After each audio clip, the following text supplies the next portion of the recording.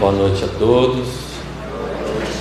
É com grande alegria que a gente se reúne aqui em mais um dia de cruzada, a nossa querida cruzada, hoje recebendo o nosso irmão de Barretos, Dr. Castilho, pode falar assim, doutor?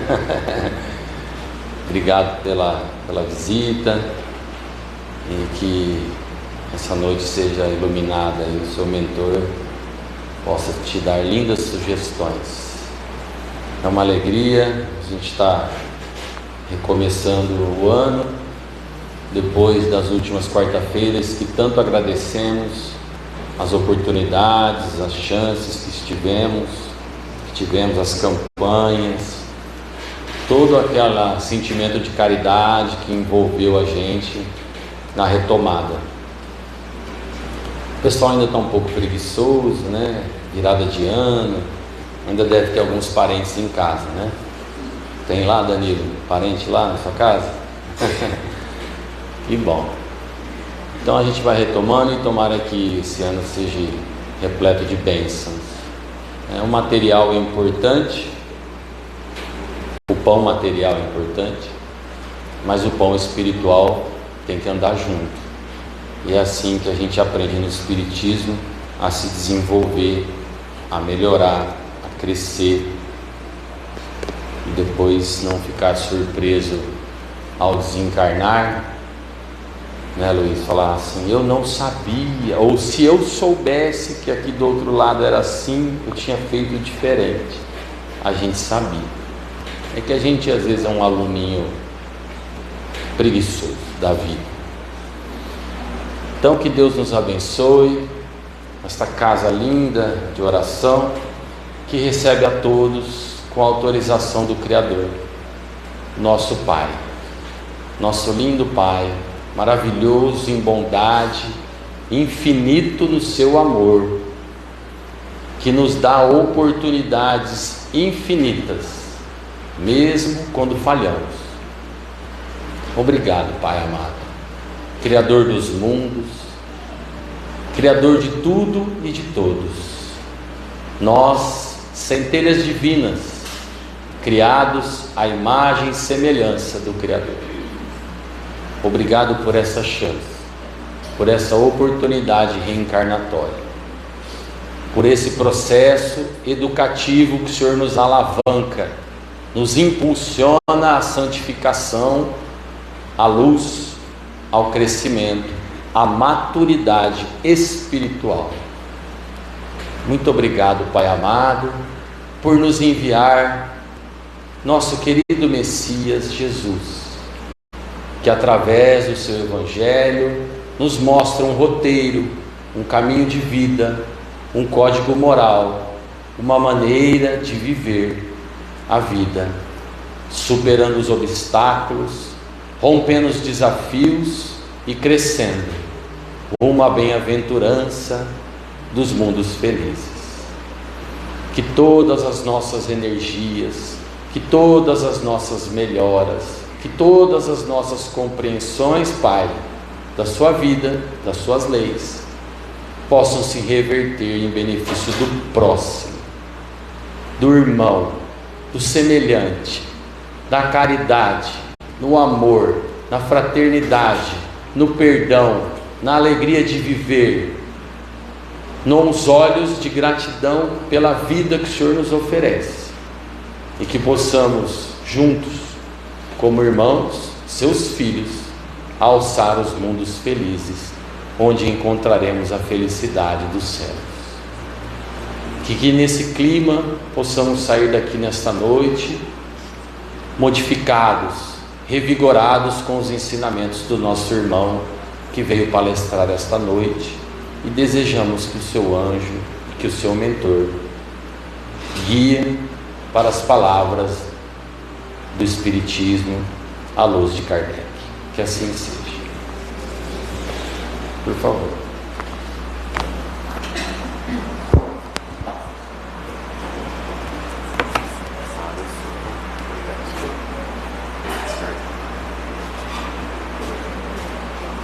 Boa noite. No microfone, sim. para mim, vocês estão me escutando? Sem microfone? Porque para mim... Vamos lá, pessoal. Boa noite. Casa cheia. Meu amigo disse que não, né? Em verdade vos digo que eu acho que a casa está cheia. Cheia por quê? Eu não sei se todo mundo sabe, mas espírita, dentre todos aqueles que nós conhecemos, são as pessoas mais doces que eu conheço. E todas as vezes que chove ou muda o tempo, eles não podem sair de casa, senão derrete. Então é comum um dia como o de hoje, a casa não estar completamente cheia, para evitar esse desastre que aconteceria se por acaso pegasse uma chuva. Os outros colegas nossos de outros segmentos religiosos parece que não são tão doces assim. Ainda há pouco na entrada passei na frente de uma igreja evangélica e ela estava lotada. Pessoal, todo mundo louvando. Esse pessoal ainda não é doce. Eles ainda precisam adocicar muito o espírito para entender que dia de chuva a gente fica em casa tomando sopa e assistindo televisão. Mas a proposta nossa não é essa. A proposta nossa hoje é, primeiro, agradecer a Tereza, né, pelo convite, a casa pelo convite, mas eu queria trazer para a gente uma discussão sobre uma passagem que é encontrada no Evangelho de Mateus. E no Evangelho segundo o Espiritismo ele é tratado no capítulo 20 como os trabalhadores da última hora. Vocês conhecem essa parábola? Já interpretaram essa parábola? Eu digo já interpretaram por quê? Porque comumente eu encontro alguns colegas de doutrina, alguns amigos de doutrina, interpretando essa parábola de uma maneira que no meu entendimento está equivocada. Eu já escutei muitas vezes colegas de doutrina dizerem que nós espíritas somos os trabalhadores da última hora. Alguém já escutou isso alguma vez? Eu já escutei. Muitas vezes, palestrantes que vão lá nas redes de televisão, nós espíritas trabalhadores da última hora. Essa parábola nós vamos encontrar somente no livro de Mateus. Vocês sabem que a gente tem 4 evangelhos que são chamados de evangelhos canônicos, que são reconhecidos pela Igreja Católica e que nós os incorporamos nos nossos estudos, embora exista uma quantidade muito maior de evangelhos que não foram reconhecidos. São chamados evangelhos apócrifos, não foram reconhecidos como inspirados pelo Espírito Santo. Os evangelhos que foram reconhecidos como inspirados pelo Espírito Santo também são chamados de evangelhos sinópticos. Por quê? Porque eles são muito parecidos. E talvez seja esse o motivo pelo qual a igreja escolheu esses 4. Vocês sabem que são 4, né? Mateus. Qual o outro? Quem? Lucas, João e Marcos. Uma parábola que é tão importante, por que a gente encontra somente no Evangelho de Mateus e não encontra nos outros 3 evangelhos? Vocês já se perguntaram? Por exemplo, tem uma coisa que a gente gosta muito de discutir no Centro Espírita, que é chamado o Sermão do Monte. Vocês sabiam que o Sermão do Monte também só é encontrado no Evangelho de Mateus? Não está nos outros 3? Ele é levemente discutido no Evangelho de Lucas, mas não com a conformação que ele é encontrado no Evangelho de Mateus. Vocês sabiam disso? Por quê? Porque ao contrário do que a gente possa imaginar, os evangelhos não foram escritos para o mundo. Agora, não é normal a gente escutar assim, os evangelhos foram escritos para o mundo. Não. Os evangelhos foram escritos para povos. A proposta de Jesus foi para o mundo, mas quando se escreveu os evangelhos, não se sabia que hoje numa casa espírita nós estaríamos lendo uma das passagens do Evangelho de Mateus. Quando Mateus escreveu o evangelho dele, ele escreveu para os judeus, especificamente para os judeus. Quando Marcos escreveu o evangelho dele, eu não sei se todo mundo sabe, mas Marcos era discípulo de Pedro. Pedro vai para Roma, Marcos apreende toda aquilo que a vivência, né, de Pedro com Jesus e transforma essa vivência num texto que é chamado de Evangelho de Marcos. Para quem Marcos escreve? Para os recém-convertidos ao cristianismo. Escreve para os discípulos de Pedro, aqueles romanos que se convertem ao cristianismo. Tanto que ele é um evangelho muito consolador, ele está sempre mostrando, vai sofrer que vale a pena, vai dar tudo certo no sofrimento. Olha, se você passar por algum percalço, não se preocupa não, que você vai ser compensado depois. O evangelho de Lucas, para quem não sabe, Lucas foi discípulo de quem? Me ajuda aí, gente. Já ouviram falar num tal de Saulo, que depois foi chamado de Paulo, que inaugurou várias igrejas entre os gentios? Lucas é o evangelista dos gentios, daqueles que não são judeus, daqueles que não são romanos, daqueles que são povos que para os judeus nem eram considerados filhos de Deus. Lucas escreve para eles. E na verdade, a gente nem tem noção perfeita da intenção de Lucas, porque Lucas começa o evangelho dele falando que ele está descrevendo aquilo que ele ouviu de Jesus dentro de um contexto histórico, e ele tenta fazer de maneira cronológica para um tal de Teófilo, que ninguém sabe quem é. Acredita-se que seria algum adido militar romano, que estaria descrevendo quem é Jesus e a sua história. E ele confirma isso de novo no começo do Atos dos Apóstolos. Ele chama outra vez a descrição para a pessoa desse tal de Teófilo, que nós não sabemos quem é. Então os evangelhos não foram escritos para todo mundo, eles foram escritos para alguns povos. E os outros 300 provavelmente tinham a mesma conotação. Dentro desses evangelhos que nós conhecemos, tem um que é bem diferente, que é o evangelho de João. O evangelho de João foi escrito na ilha de Patmos, ele não teve contato com os outros evangelistas, e para quem conhece um pouquinho da história de João, João era o discípulo dileto de Jesus. Na verdade, ele era primo de Jesus, e de todos os discípulos ele era o mais novo. Tinha até uma ciumeirazinha lá entre os outros discípulos, João e Madalena. Madalena e João, eles eram motivo de vez em quando de discussão entre outros discípulos, porque diziam que Jesus dava muita atenção para João e para Madalena. Mas eu não vou falar disso hoje. Por que eu estou falando? Mateus escreve para os judeus, e tinha que ser assim, porque ele vai falar na parábola de uma coisa que era comum aos judeus. Romanos não tinham videiras, não colhiam uvas e não tinham na videira a representação que tinha para os judeus. Os gentios também não tinham essa prática.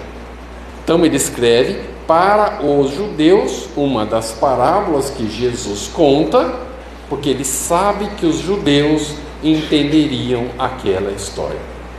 Não faria sentido um outro evangelista colocar essa história, porque, eu não sei se todo mundo sabe, uma parábola é uma história, normalmente do cotidiano de uma determinada comunidade, aonde os personagens são seres humanos, diferente da fábula, que tem um fundo moral também, mas os personagens são animais. A única diferença é essa, tem sempre um ensinamento moral. Na parábola, os personagens são humanos, na fábula, os personagens são animais, mas sempre com ensinamento moral.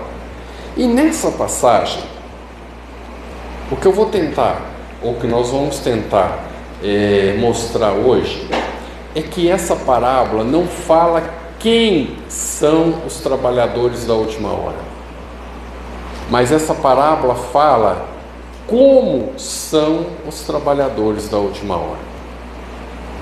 Não é uma descrição de quem é, mas de como é o trabalhador da última hora. E aí nós vamos identificar quem é o trabalhador da última hora. A partir do momento em que nós entendemos como ele é, a gente consegue identificar quem é o trabalhador da última hora. Essa é a proposta que a gente tem para apresentar hoje. E ela começa assim.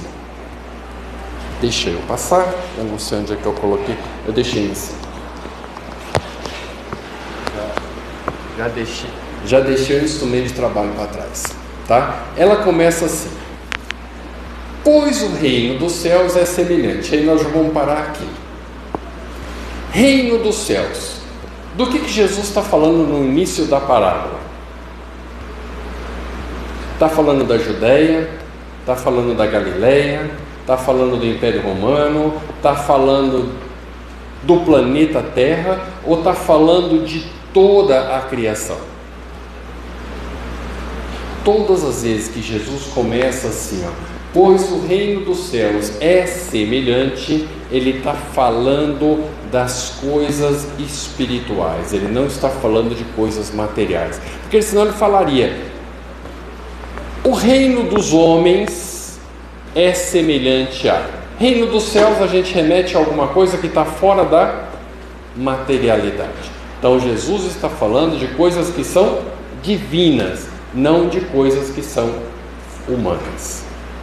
Jesus não está descrevendo coisas humanas, ele está descrevendo coisas que são do reino de Deus. E aí abarca toda a criação, todo o universo e tudo aquilo que a gente possa imaginar e aquilo que a gente ainda não consegue imaginar.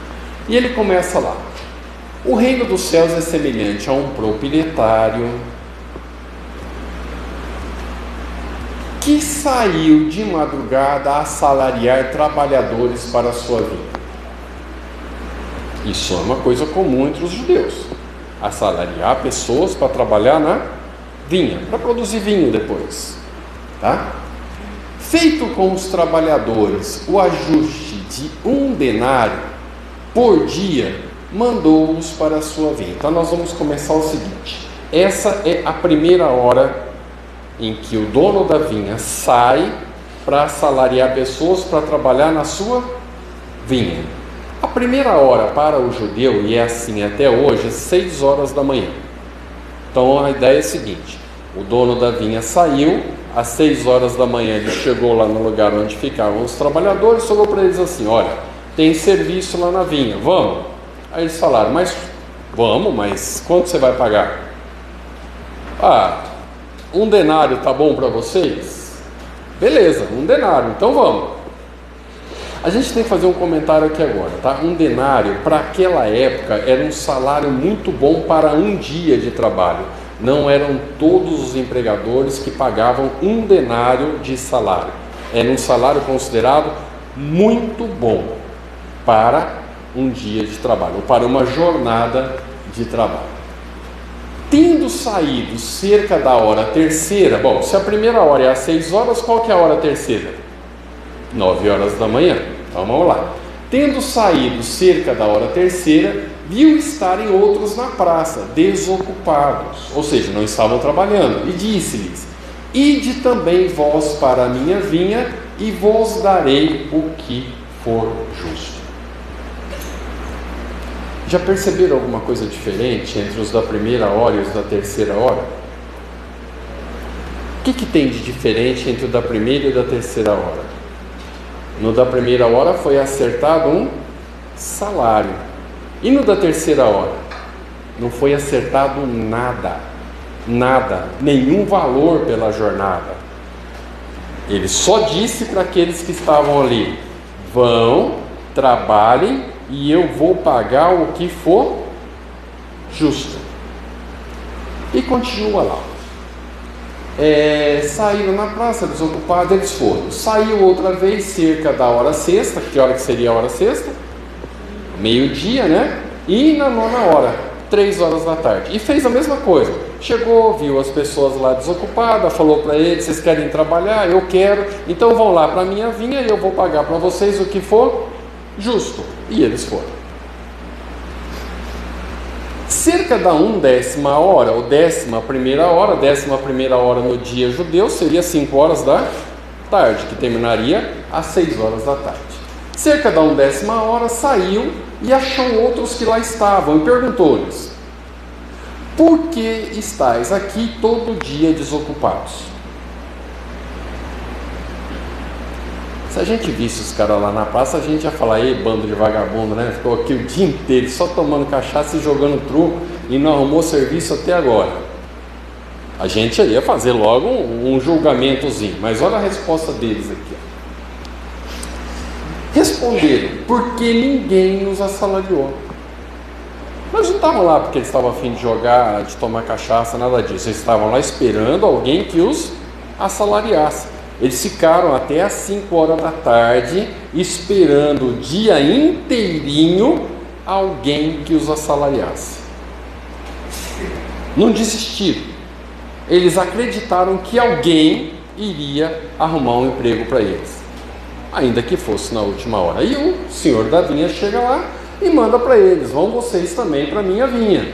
E eles foram, mas também sem tratar nada. À tarde, disse o dono da vinha ao seu administrador: chama os trabalhadores e paga-lhes o salário, começando pelos últimos e acabando pelos primeiros. E aí é que começa a confusão. Por quê? Tendo chegado os que tinham sido assalariados cerca da 1/10 hora, ou seja, 5 horas da tarde, receberam 1 denário cada um.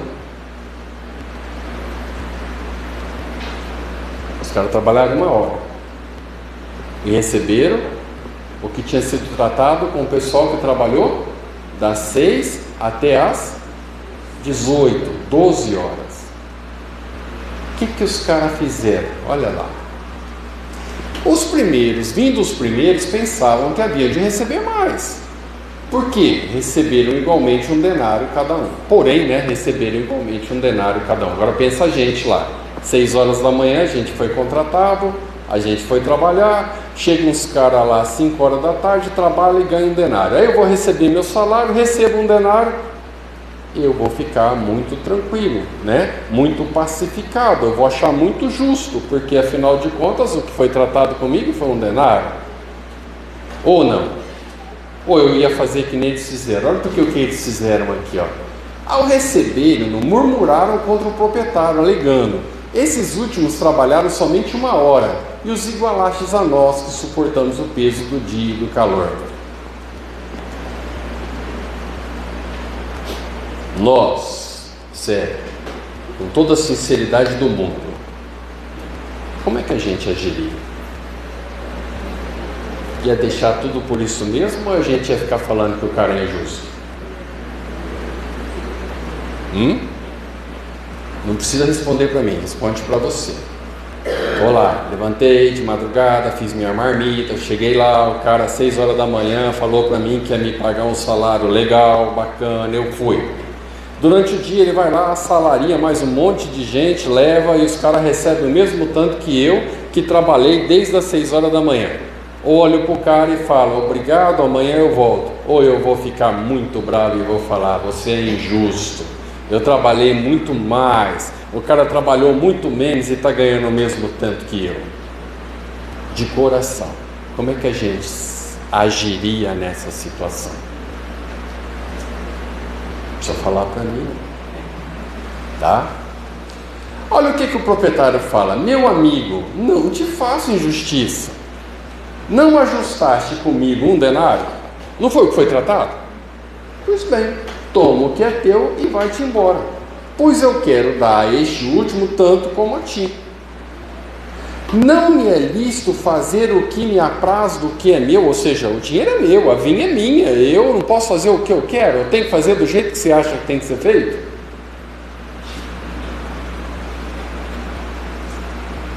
Acaso o teu olho é mau porque eu sou bom? Essa frase aqui dá uma conversa para uma tarde inteira. Todas as vezes que eu leio essa frase, eu tenho uma impressão que a gente não entende a justiça divina. Aliás, essa parábola eu acho que ela tem muito a ver com justiça divina. Porque para nós, quando avaliamos pelo olhar da justiça humana, foi uma baita de uma injustiça. Trabalhei mais, recebi o mesmo tanto do cara que trabalhou menos. Ou não? Mas será que no reino de Deus é assim que funciona? Será que eu não estou interpretando mal essa história? Vou fazer só uma suposição. Só uma. Vamos supor que Jesus esteja falando da nossa jornada espiritual até alcançar a felicidade. E que o salário seja a felicidade. E que eu lá no começo, quando ainda não desenvolvi sentimentos adequados, vou precisar trabalhar muito tempo para alcançar essa felicidade.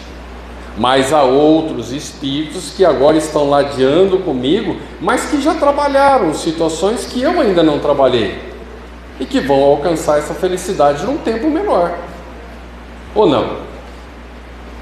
Será que não é disso que Jesus está falando?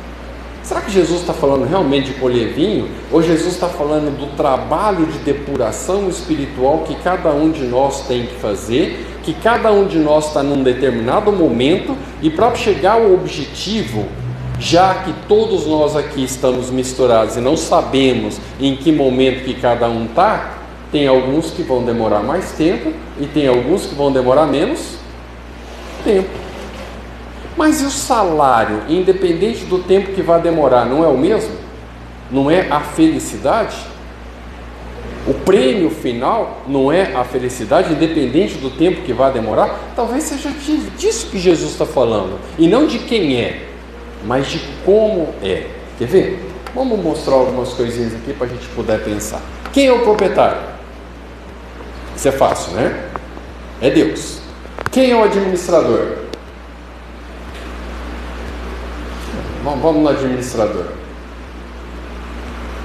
Jesus, lá embaixo. E aí a gente pode analisar isso aqui de várias maneiras, como reencarnações, ou a gente pode analisar isso da seguinte maneira. Eu vou propor uma coisa diferente agora. Quem é que fica até as 9 da manhã esperando alguém para assalariar? E quando a pessoa chega, fala assim: vai trabalhar e eu vou te pagar o que é justo. Sem conhecer o proprietário. Porque você só vai trabalhar se você confiar no proprietário. E quando ele chega para você e fala assim: eu vou pagar o que é justo, você aceita porque você sabe que ele é justo. Ou não? Ou minha interpretação está equivocada? Estou lá, 9 horas da manhã, chega alguém e fala para mim assim: vai trabalhar na minha vinha e eu vou te pagar o que é justo. Eu vou se eu confiar em quem está me contratando.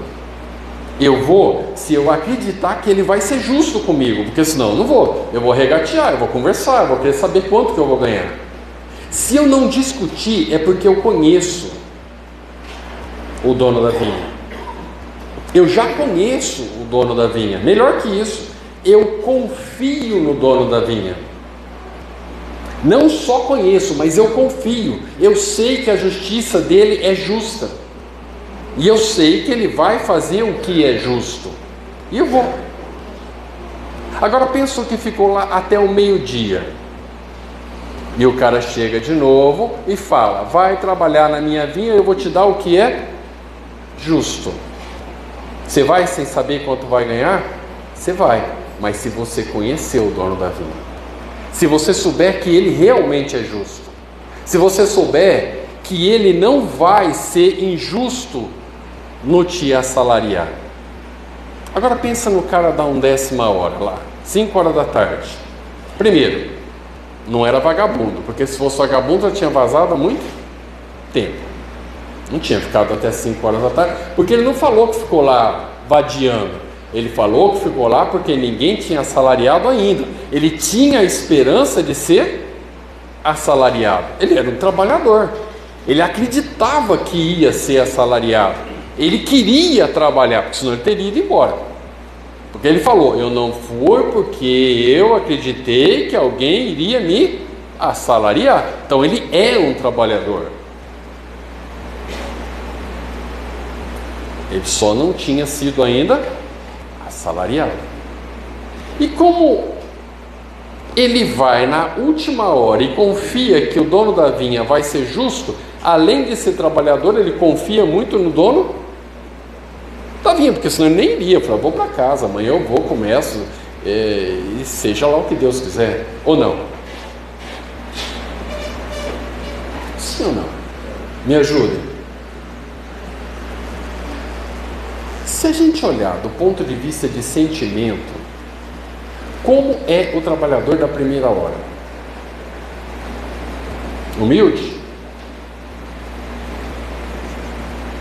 Não? Vocês acham que ele é humilde? O trabalhador da primeira hora? Ele se sujeitou à vontade do empregador, ou ele retrucou, deu as caras, brigou, acusou os outros que ganharam? Ele é humilde? Não, provavelmente é orgulhoso. Ele é fraterno? Não, provavelmente ele é egoísta. Ou não? Bom, então se a gente procurar sentimentos, a gente vai ver que os trabalhadores das outras horas já têm confiança em Deus, têm fé em Deus, são trabalhadores, estão ali porque querem trabalhar, não foram embora, poderiam ter ido embora, poderiam ter desistido, mas não desistiram, estavam ali porque acreditavam que era possível ainda trabalhar.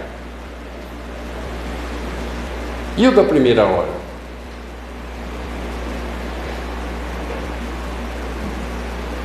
O que vocês acham? Se a gente agora fizesse a seguinte brincadeira, deixa os sentimentos para lá. Se a gente fizesse a seguinte brincadeira, se eu olhasse para o trabalhador da primeira hora, ou da terceira hora, ou da sexta hora, ou da nona hora, ou da 1ª hora, e eu me colocasse me conhecendo, olhando no espelho, sabendo como eu sou, com qual desses trabalhadores eu me identificaria mais? Com aquele que confia e não questiona a justiça divina, ou aquele que confia na justiça divina desde que ela atenda os interesses particulares meus? Porque quando não atende, eu já não confio tanto assim. Tipo assim, estou aqui dentro agora, provavelmente vocês devem ter vindo de carro, a maioria de vocês, né? Mas eu vou sair lá fora e meu carro foi roubado. E eu vou sair e vou agradecer a Deus, mesmo que eu não tenha seguro. Eu confio em Deus.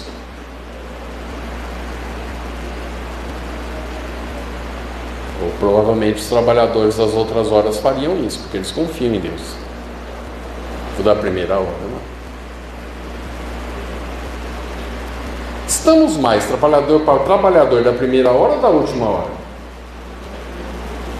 Sinceridade. Vamos agora, vai. Estamos mais para a da primeira hora ou da última hora?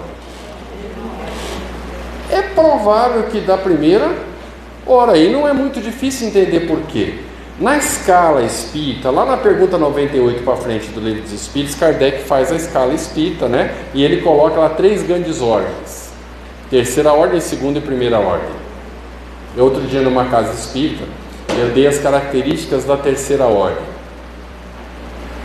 da segunda ordem e da primeira. Mas antes eu perguntei: vocês acham que nós estamos em que ordem? Primeira, segunda ou terceira? E vou perguntar aqui hoje: vocês acham que nós estamos em que ordem? Terceira, primeira ou segunda? Segunda ou primeira? Eu vou dar as características gerais. Na terceira ordem, o mal prepondera sobre o bem. A matéria prepondera sobre o espírito. Na segunda ordem, o bem prepondera sobre o mal. E o espírito prepondera sobre a matéria. Na primeira ordem já não há mais influência da matéria. Só existe o bem.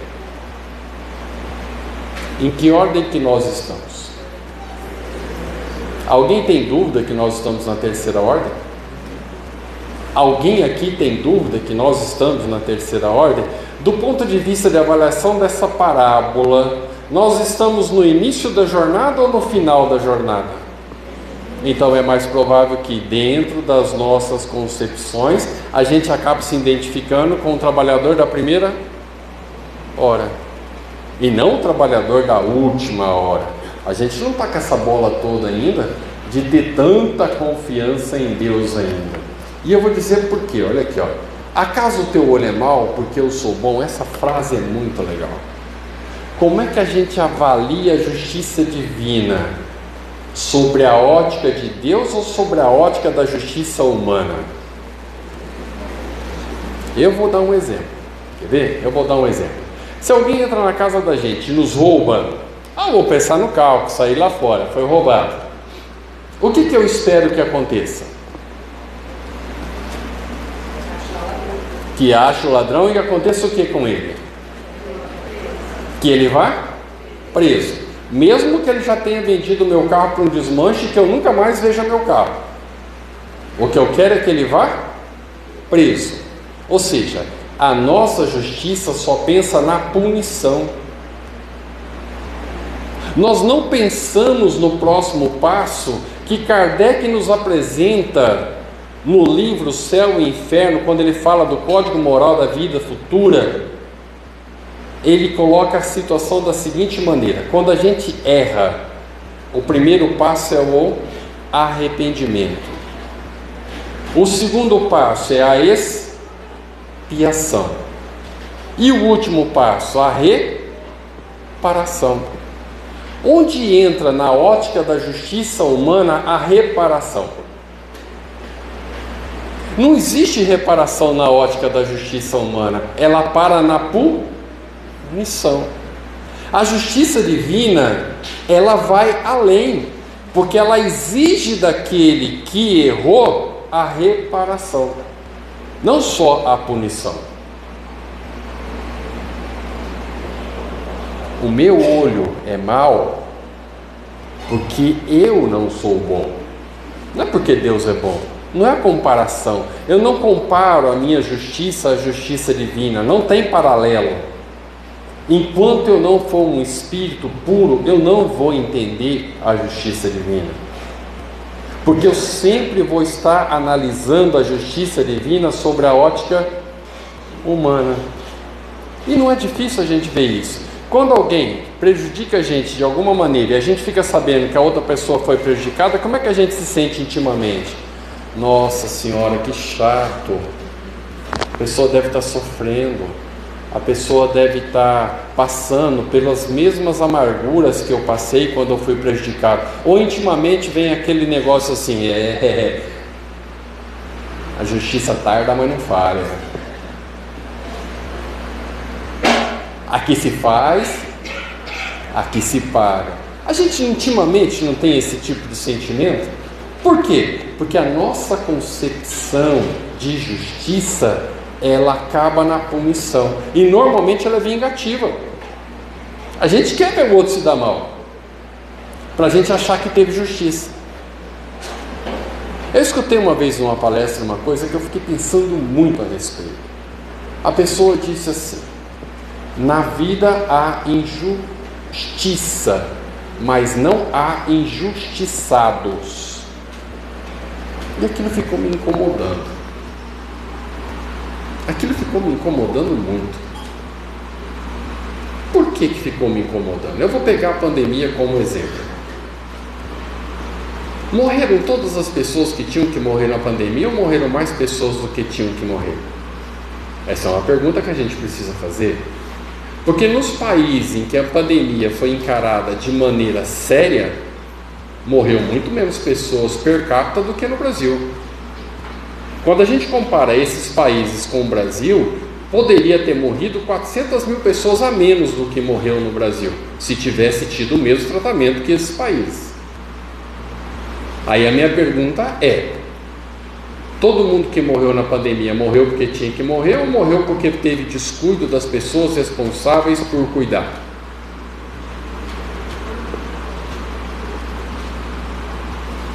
E aí?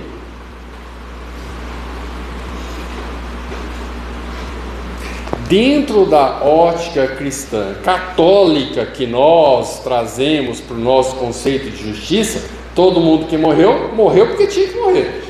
Porque Deus não ia permitir que morresse antes de chegar a hora. Não é assim? Então eu vou fazer um desafio aqui agora. Eu vou botar um 38 aqui em cima da mesa, com 6 balas carregadas, e eu quero que você dê um tiro na cabeça, eu quero ver se você morre ou não morre. É falaciosa essa história. Tem gente que morre antes da hora, sim. Tem gente que morre antes da hora, sim. Ou porque alguém provoca, ou porque nós mesmos provocamos. Aliás, no capítulo que fala de livre-arbítrio no Livro dos Espíritos, tem um trecho, um dos subtítulos lá que chama fatalidade. Kardec pergunta aos espíritos se existe fatalidade, no sentido de que as coisas estão predestinadas a acontecer. Essa é a pergunta de Kardec. Os espíritos respondem: somente há fatalidade para as escolhas do espírito. O resto tudo é consequência do livre-arbítrio. Mas nós outros acreditamos em fatalidade, porque quando alguma coisa acontece, a gente fala: é porque Deus quis. E é maravilhoso isso. A gente bota a culpa das mazelas que a gente faz nas costas de Deus. Não é maravilhoso isso? Do mesmo jeito que a gente inventou o diabo para poder justificar as besteiras que a gente faz, porque não é muito mais fácil quando a gente fala besteira, falar que a culpa foi do diabo, porque eu fui tentado pelo diabo. Isso em algumas igrejas pentecostais. Aqui no Centro Espírita não é o diabo, aqui são os espíritos obsessores. Não é assim? Quando eu faço besteira, foi por influência dos espíritos obsessores. Em algumas igrejas pentecostais é o inimigo, em outras é o diabo, em outras é Satanás. Mas o fato é que a gente está sempre botando a culpa em alguém pelas escolhas que a gente faz. É uma invenção maravilhosa. O diabo não pode existir. Dentro da concepção teológica é impossível que o diabo exista, porque deveria então existir um ente criador mau. E se existisse um ente criador mau, Deus não seria o único, existiria 2 entes criadores. Se nós, como espíritas, acreditamos que Deus é único, eterno, imortal, não há de se conceber que exista uma deidade que seja má. Se existe o mal, então o mal deveria ser criação de Deus, mas Deus é bom, e aquilo que é bom não pode criar o mal. Então não existe. Mas por que nós chamamos de mal? Os espíritos nos explicam. O mal é a ausência do bem, assim como a escuridão é a ausência da luz, assim como o frio é a ausência do calor. Se a gente cultivar o bem, não existe mal. A gente precisava dar um nome para a ausência do bem, nós chamamos de mal. O que é o mal? É o uso indevido do nosso livre-arbítrio. E no uso indevido do nosso livre-arbítrio, nós podemos prejudicar outras pessoas? Podemos. Então nós podemos fazer injustiça. E se existe injustiça, há de ter injustiçado. Agora a gente precisa entender a lei de Deus. Se eu fui injustiçado nesse primeiro momento, e na lei de Deus existe o processo de reparação, aquele que me injustiçou vai precisar me compensar em algum momento. Então a injustiça que eu sofri agora vai ser compensada em algum momento. Não é isso que a gente vive falando no Centro Espírita? A gente está passando por isso, aquilo, porque eu devo ter feito isso, devo ter feito aquilo. Não é a compensação? Uma vez falando sobre isso, sobre reencarnação, tem um amigo meu que já desencarnou, chamava, não está vivo ainda, é o Ditim, eu falando para ele que na lei divina Muitas vezes, eu não sei se vocês conhecem o Livro dos Espíritos. No Livro dos Espíritos, eu não me lembro qual é a pergunta. Kardec pergunta sobre a pena de talião. Alguém já leu? Olha o que eu estou falando. Kardec pergunta sobre a pena de talião. Ele não pergunta sobre a lei de talião. São coisas diferentes. O que é uma lei?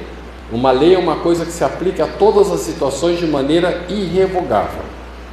Ponto. Ponto. O que é uma pena? Eu aplico quando existe um delito.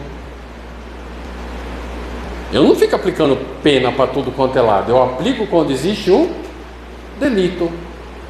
E os Espíritos respondem para Kardec: a pena de talião é a própria lei de Deus.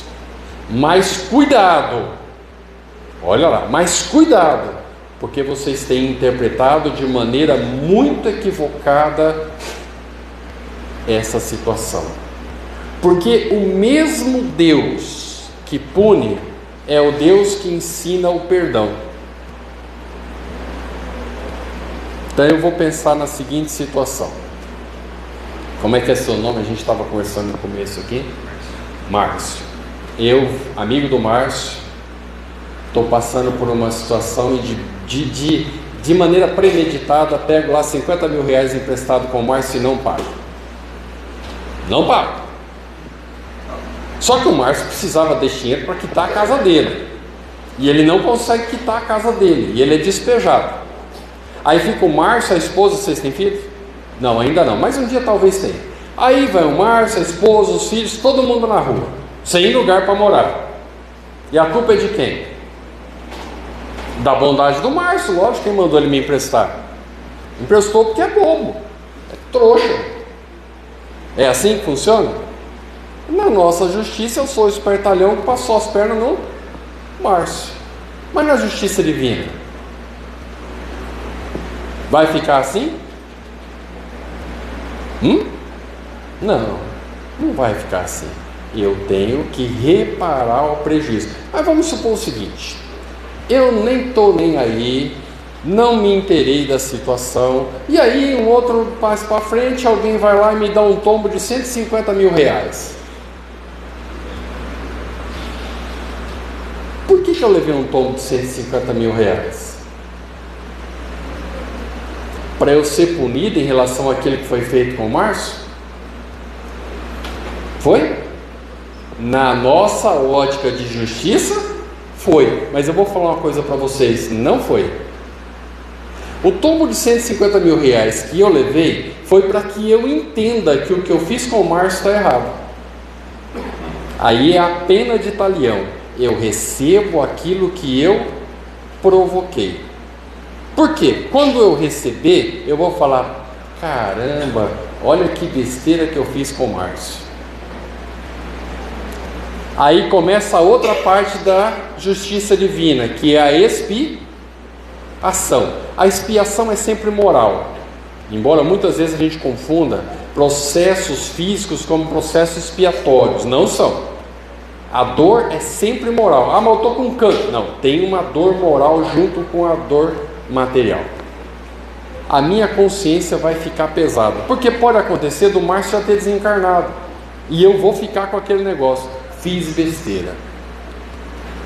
Quando é que a minha consciência vai ficar tranquila? Quando numa outra reencarnação eu encontrar o Márcio e não sei como eu reparar o prejuízo que eu causei. Quando eu encontrar o Márcio e reparar o prejuízo que eu causei, acabou o meu compromisso com o Márcio. Não adianta eu ter perdido 150 mil, não adianta nada. Não reparou o meu problema. O meu problema só termina quando eu reparar o prejuízo que eu causei. Aí eu passo pela pena de talião para que eu desperte e eu entenda que eu preciso fazer a reparação. Agora vamos lá, vou fazer uma outra situação. Dei o tombo do Márcio, do mesmo jeito. 6 meses depois eu vejo a situação, encontro a esposa do Márcio, ele numa situação muito difícil. Eu falo: puta merda, o que eu aprontei? O que eu fiz não está certo, está errado. Eu não podia ter feito isso com o Márcio. O cara confiou em mim, o cara foi gente boa pra caramba. Ele fez o que ele não podia fazer porque ele confiou em mim. E eu vou lá, chego pro Márcio e falo: Márcio, ó, tá aqui, ó, os teus 50 mil, mais juro, correção e mais 40% de bonificação pelo prejuízo que eu te causei. E se tiver alguma coisa que for além disso, por favor me fala, que eu vou tentar de alguma maneira te compensar. Eu preciso passar pela pena de talião? Por que não? Pela ótica humana eu preciso, porque a ótica do humano só pensa na punição. Deus não pune, Deus educa.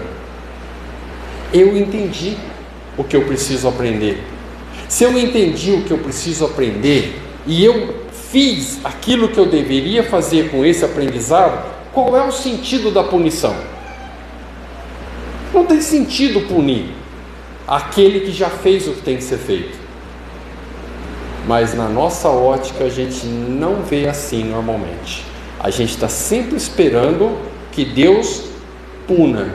Às vezes a gente não faz nada, né? Porque a gente fala assim: você vai ver, existe reencarnação, a justiça divina. A gente fica usando a reencarnação como um processo para justificar ainda a nossa incompreensão da lei de Deus, no sentido de justiça. A lei de Deus é de justiça, amor e caridade. Ela sempre termina em amor. Se eu conseguir chegar nesse objetivo, qual é o sentido da punição? Não tem sentido. Se eu cheguei no objetivo. E se eu não cheguei? Pena de talião. Eu passo por aquilo que eu provoquei, aí eu vejo que não é legal, me arrependo, aí eu me arrependo, começa a dor moral, começa o processo expiatório, até eu ter a oportunidade de reparar. Aí quando eu reparei, acabou o processo. Vocês ficaram preocupados? Deviam. Porque às vezes 5 minutos de bobeira pode dar muitas encarnações de trabalho. 5 minutinhos de bobeira pode dar muitas reencarnações de trabalho. Você não sabe o tamanho do prejuízo que você causou nesses 5 minutinhos. E enquanto esse prejuízo não for acertado, você vai ter que trabalhar para que isso aconteça. Não é Deus, é você, nós, eu. A gente vai ter que ir lá e arrumar a besteira que a gente fez. Ponto. Nem meu colega disse, agora não vai ter mais jeito de chegar depois que desencarnar e falar: ah, eu não sabia, depois de hoje eu contei. E vocês não estão mais na mesma situação, não dá mais para alegar ignorância. Mas por que então, para a gente fechar, algumas pessoas consideram nós outros espíritas como os trabalhadores da última hora? Olha como é que a gente é malandro, tendencioso, presta atenção. Assim que Kardec apresenta para a gente a parábola, virando a página, tem uma mensagem do espírito Constantino, um dos pais da igreja. E no último parágrafo da mensagem do Constantino está escrito assim, ó, prestem atenção no que eu vou ler: bons espíritas, meus bem-amados, sois todos vós obreiros da última hora. E aí ele continua. Vocês prestaram atenção? Olha como é que ele começa: bons espíritas, meus bem-amados, sois todos vós obreiros da última hora. Ele falou para todos os espíritas? Ou ele falou para os bons espíritas? Kardec, eu não sei se ele faz de propósito ou se é sem querer. Eu tenho hora que eu fico perguntando se é de propósito ou se é sem querer. Ele jogou para cima e deu certo. 2 capítulos antes, no mesmo Evangelho segundo o Espiritismo, no capítulo que trata de sede perfeitos, capítulo 17, tem uma mensagem lá, escrita por Kardec, de punho, que começa assim: os bons espíritas.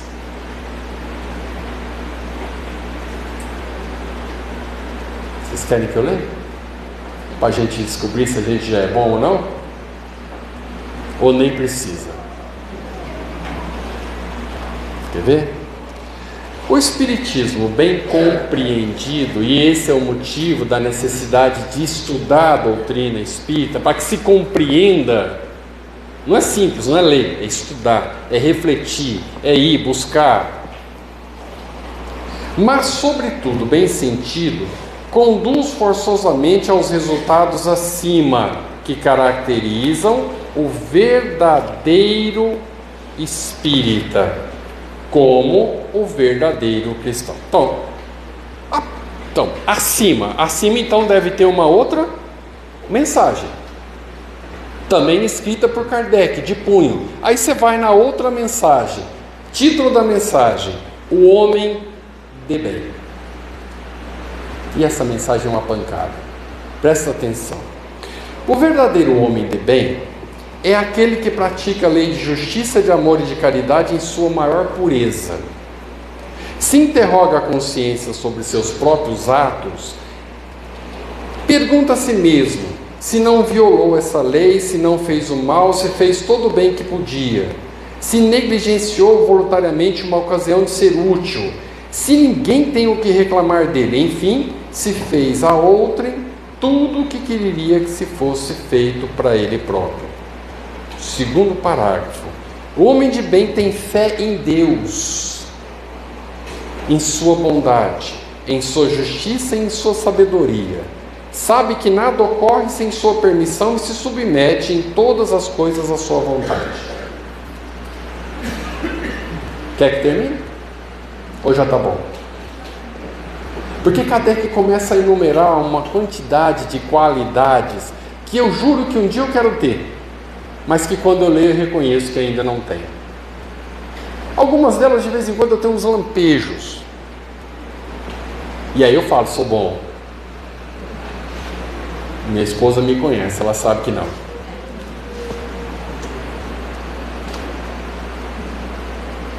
No final, Kardec termina assim: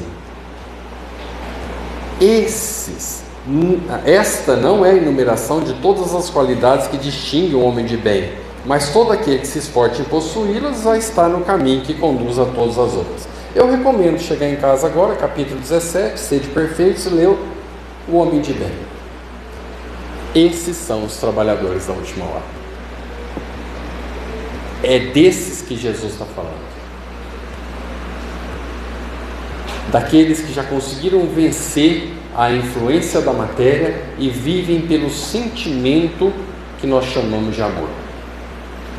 Já existiram pessoas aqui na Terra assim? Eu acredito que sim. Eu acredito que Chico Xavier deva ter chegado muito perto disso. Eu acredito que Irmã Dulce deva ter chegado muito perto disso. Eu acredito que Gandhi deva ter chegado muito perto disso. E provavelmente pessoas que eu nunca ouvi falar. Mas seguramente não sou eu. Seguramente não sou eu. Eu não sei se eu conseguiria me entender nem como trabalhador da terceira hora, porque é provável que eu reclamaria. Percebem que a parábola não fala de quem é, mas de como é?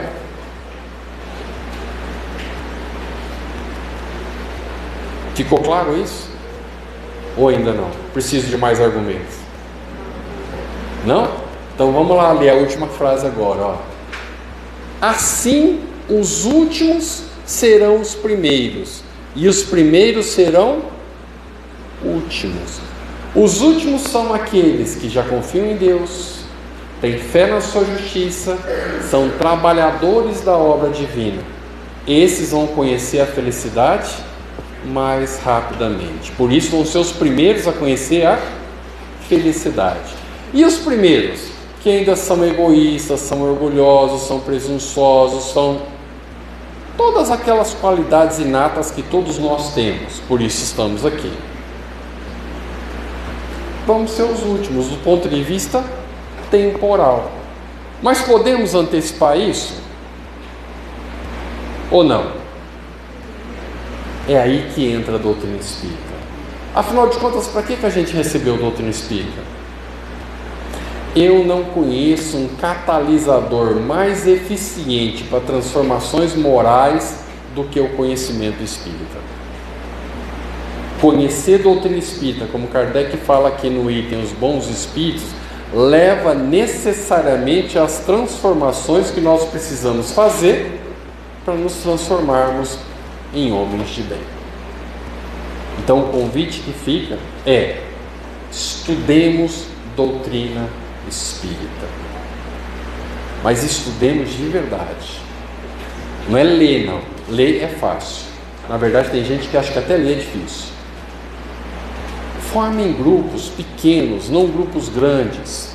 Discutam, briguem se for necessário. Não tem problema nenhum, desde que seja uma briga saudável. É uma briga de ideias, uma briga de concepções.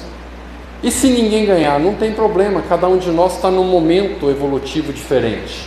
E cada um, logicamente, vai ter um entendimento diferente.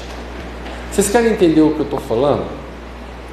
Eu ajudo a Sandra com a mocidade lá do Amor e Fé. Nós recomeçamos o estudo do Livro dos Espíritos com os jovens. Nós ficamos 5 semanas na primeira pergunta de O Livro dos Espíritos. O que é Deus? E depois de 5 semanas, acredita em mim, ainda não ficou compreendido o que é Deus. Mais para frente, quando a gente estava na pergunta 10, a gente entendeu por que a gente não compreendeu.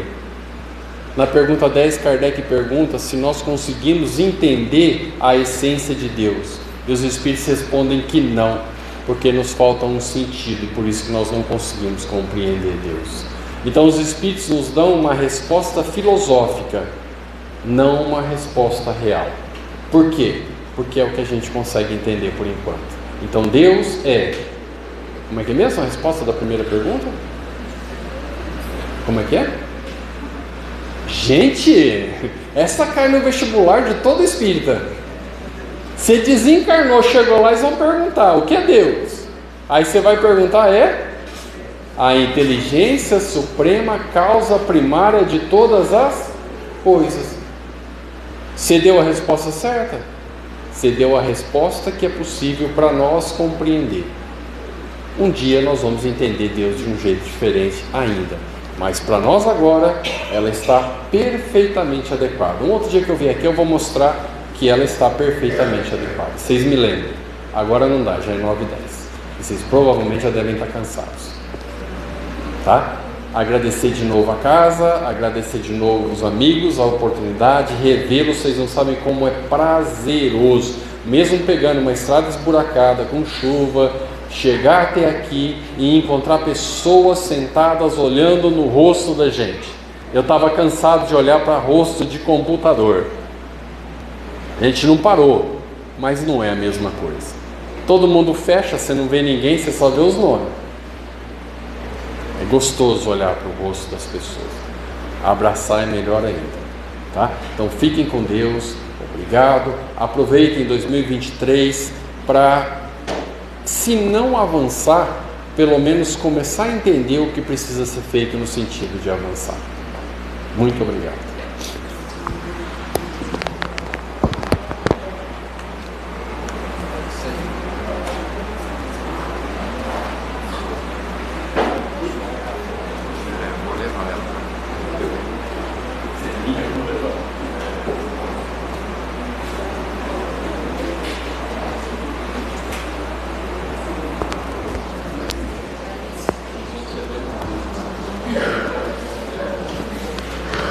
Muito obrigado, Castilho.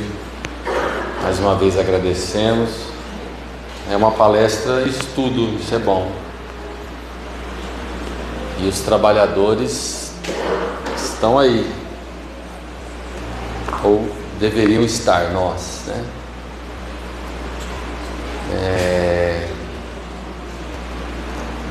A cada um segundo suas obras, né, Luiz? É isso aí. Os trabalhadores e suas obras, e é assim que a paga, nós vamos receber nossa paga. Convido aos passistas a se dirigirem à sala de passe, para ir preparando o ambiente, para a gente ir para a segunda parte, receber os bons fluidos da casa. Pai de amor,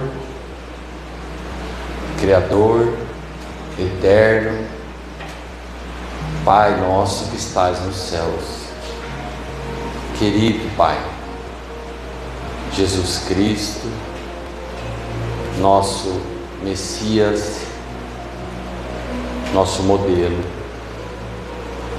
irmãos de luz, que nos conduz, que nos orientam, anjos de amor e paz.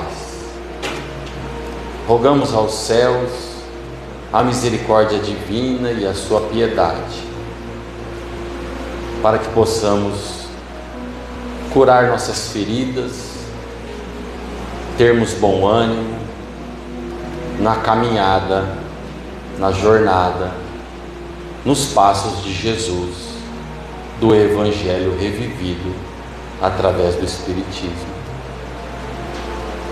Pai amado, rogamos as suas bênçãos para que possamos extirpar de nós os vícios mentais e materiais que nos acorrentam no ódio, nas fraquezas, nas dificuldades, nas depressões, nos processos obsessivos, e que possamos encontrar a luz e a compreensão de suas leis divinas e imutáveis. Que o seu amor, Pai, abroche em todos os corações, esteja aflorado em cada um de nós, e que suas leis implantadas nos seus filhos possam dar frutos na nossa caminhada evolutiva, no nosso processo educativo, e que possamos juntos gravitarmos até Ti, Pai amado. Nos afaste dos pensamentos ruins, das tentações, das más resoluções, do nosso orgulho e do nosso egoísmo. Que possamos deixar de carregar culpas ou de falharmos novamente com o aprendizado desta noite, nos instruindo, nos tornando pessoas melhores, arrancando de nós os pensamentos negativos, materialistas, que deixa que nós fiquemos doentes, cegos e surdos das suas leis. Que todos possam receber os fluidos necessários no passe e na água fluídica, sairmos revigorados daqui para enfrentarmos os nossos desafios como crescimento e grandeza, sem murmurar, sem reclamar, e agradecer as oportunidades que Deus nos oferece. Obrigado, Pai amado. Obrigado pelo pão material e pelo pão espiritual, e que possamos enxergar essas chances para continuarmos marchando aos passos de Jesus Cristo e do seu Evangelho. Que assim seja.